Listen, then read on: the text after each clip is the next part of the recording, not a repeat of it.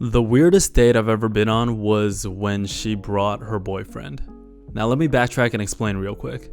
I was in high school at the time, and this was during the summer, and I was working at a summer camp. I was a summer camp counselor. And every summer there'd be flings and people having crushes on each other and whatnot. And that's actually how I met my first girlfriend at the time. And this girl and I, let's just call her Jenny. Now at the time, Jenny and I were working in different groups, but we would always see each other in passing. I'd say hi to her, I thought she was cute, she'd say hi back, and eventually we began texting back and forth. Sometimes after work we would get dessert. I was also playing basketball for the team at the time, and she would come to the game sometimes. And it was one of those things where I didn't really like her too much, but it was the summer, she was cute, we were vibing. It was just kind of like having fun for the summer. Because again, having a crush just makes it a lot more fun, whether for work, school, etc. I don't know, I've always just kind of been like that. And after summer camp was over, we were still talking, and I kind of missed her, so then I hit her up. I was like, yo, we should grab dinner, we should catch a movie, something like that. And actually, I don't think I've watched a movie in a movie theater in like 6-7 years at this point. To me, it's a complete waste of time, and there's no movie trailer that's good enough to make me actually want to go and watch a movie. But when it comes to girls, I'll only watch horror movies for very obvious reasons. Long story short, she said she was down, and we went to go watch a horror movie. So it's the day of the date, 1 hour before. I take a shower, pick out my outfit, deodorant, cologne, all that, right? By the way, side note, it's actually kind of crazy to me how many guys miss on this. Like, the way you smell helps you so much. It's probably more important than the way you dress or what you're wearing. Like, a lot of girls have told me guys smell bad or like have a bunch of BO, which to me, it's like, this is something that's like the easiest to control. You can't miss on this, and it helps you so much on the date. Like, bro, if you smell good, the second you meet up with her, you give her a hug, she embraces you, she's a lot more prone to being close to you and breaking that physical barrier if you smell good. It's such an easy point to hit, but I can't believe how many guys miss on this. Literally just 1 hour before, take a shower, deodorant, cologne, boom, you're good. But anyways, I meet up with her and I see her standing with this dude that also worked at the same summer camp, but we all worked in different groups. And I was like, oh, what's up, bro? Like, I seen you around, like, how's it going? Like, but in my head, I'm thinking like, what is this guy doing here? Like, just imagine my confusion. She didn't talk about him at all or told me that he was coming or anything. Like, I asked her if she's down to catch a movie and grab dinner, and then there's this guy just standing off to the side. But I've seen him around, I dap him up, I say what's up, and I was just like, oh, what's up, bro? I didn't know you were coming. And she was like, yeah, he wanted to come along. And I'm just like, what is going on? Like, I've never had anything like this happen before. Like, even if she thought we were just hanging out on some cool shit, like it wasn't a date, you don't bring it up at all. Like, oh, this guy's coming. So in my head, I'm like, what's her angle? Like, what's she trying to do here? And again, I don't really know this guy. I've just seen him around. So then we buy our tickets, we go inside, we sit down. She's sitting in the middle. I'm sitting to her right, and he's sitting to her left. Like, imagine how awkward this is, because I don't know the dude at all. So I'm like talking to her, but like trying to extend the conversation to him. But in the back of my mind, I'm still thinking, what is this guy doing here? And through all this, she's still playing the oblivious card. Like, this is just completely normal. Like, there was no explanation needed. So the movie starts, the lights go down, and I reach for her hand as soon as the lights go down. And then she firmly embraces my hand, and I'm like feeling good at this point, right? This is like the first time we've broken the physical barrier in a romantic way. And as the movie's progressing, I'm like pulling her hand towards me, and I'm like resting both our hands on my leg. And then she began slightly leaning on my shoulder.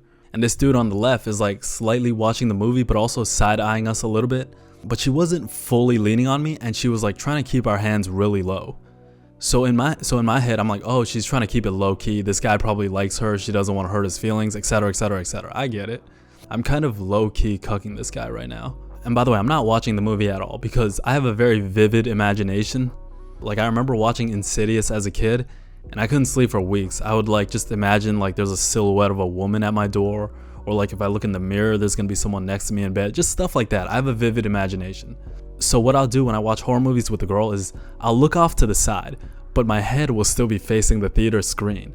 So it looks like I'm watching the movie, but in reality, my eyes are completely to the right, and I'm just watching the movie through my peripheral. So yeah, that's just something I would do. But yeah, throughout the movie, she was like slightly letting go of my hand a little bit, and then I would let go a little bit. I'm like, oh, okay. But 10-15 minutes later, she would like touch my leg again, and then I would grab her hand and we would start holding hands again. But in those moments where we weren't holding hands, I felt like she was like holding his hand. So I'm just like all the way confused at this point. So as soon as the movie finishes, I'm like, I don't really want to get dinner. Like, this is weird. There's like 3 of us. I don't really know what this guy's doing here. This is like a weird scenario. So I decide to dip out. And then afterwards, I was like talking to my homies in the group chat. And I was like, it was kind of weird. She brought this guy. I didn't really know he was coming. I didn't know like what the situation was. Was this like a group friend hangout thing? Did she want me to get to know him? Like, I was confused. And then come to find out, one of my homies was like, oh, that's her boyfriend. They're dating.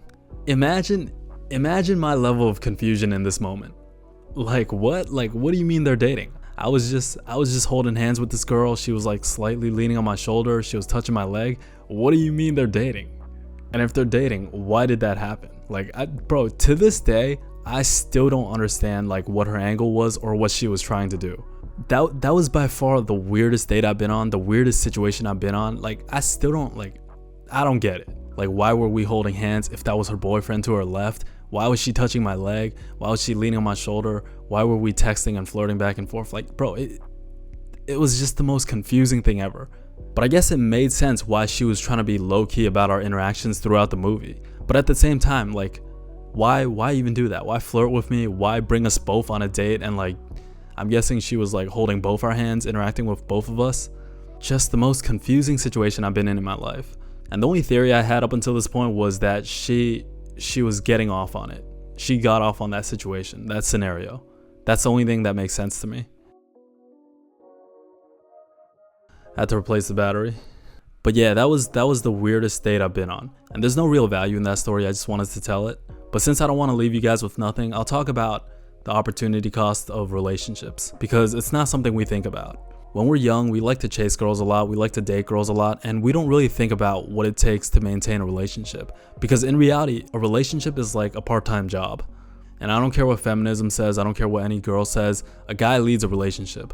Like, relationships are a lot of time, energy, resource, attention. It's like a plant that you gotta take care of. If you stop watering it, if it's not in sunlight, then it's gonna stop growing. But you're not really thinking about these things because you're in love, you're feeling that passion, that young love. It's super intimate, everything's new, and eventually you find yourself in a relationship. And more than resources, more than energy, time, effort, attention, all those things, it can definitely be mentally taxing as well. And this can bleed into other areas of your life. To be honest, I think if you really want to be successful, if you really want to be great at something, not that you can't do it when you're young in a relationship, it's a lot harder. If you're lucky, it could be the case that she could be the reason you succeed, she could be the one helping you, adding to your life. But that's most likely not going to be the case when you're young. Because the older you get, the more you realize how little time there is in a day. And if you're not careful, time will bleed away. You're going to end up wishing you did X, Y, and Z. And most young relationships don't last.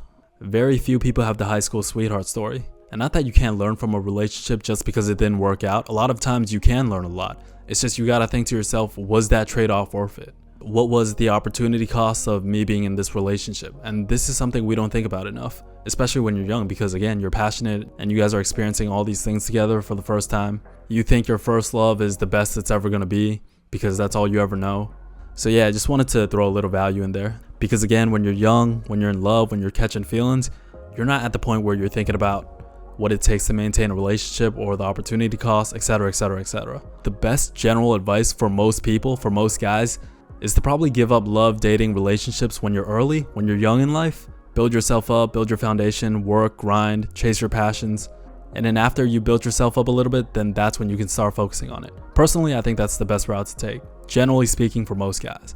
Again, I'm not saying the high school sweetheart story can't happen. I think it's a beautiful thing when it does happen. I'm just saying the odds most likely aren't going to be in your favor. Anyways, thank you for listening. Make sure you stay true, and I'll talk to you real soon. Peace.